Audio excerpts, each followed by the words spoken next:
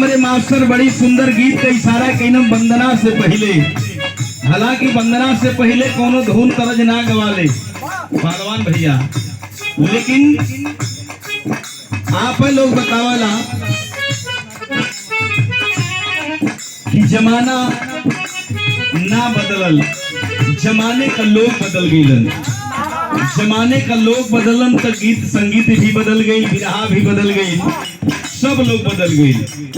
तो गीत वंदना से पहले बतावे के पड़ला। तो मास्टर हमारे गीत बजा रहे हन, ये हमारे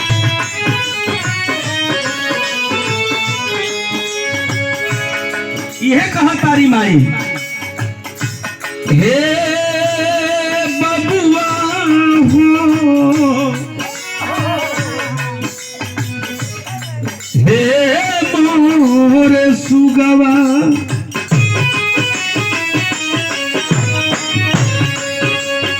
माई कहली ना अपने फौजी बेटवा से हमार लाल, जहिया से गईल बारा छोड़ के तू घर हो,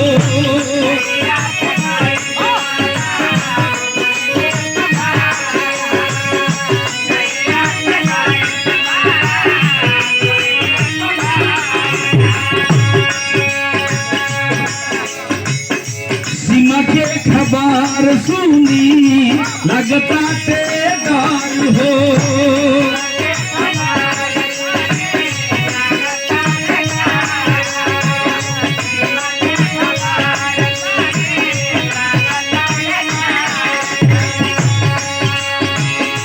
जहिया से गईल बारा छोड़ के तू घर हो, सीमा के खबर सुनी लगता ते डर हो।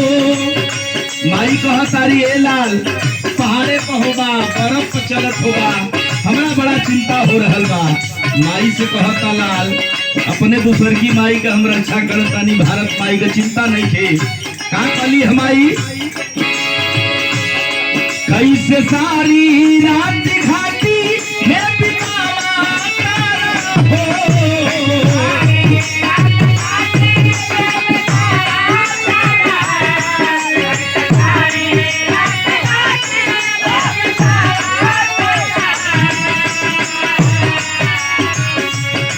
कैसे सारी रात घाटी में बितावा तारा हो, ये लाल मोरे, ये लाल मोरा, ये लाल मोरे, घरे कहीं आया तारा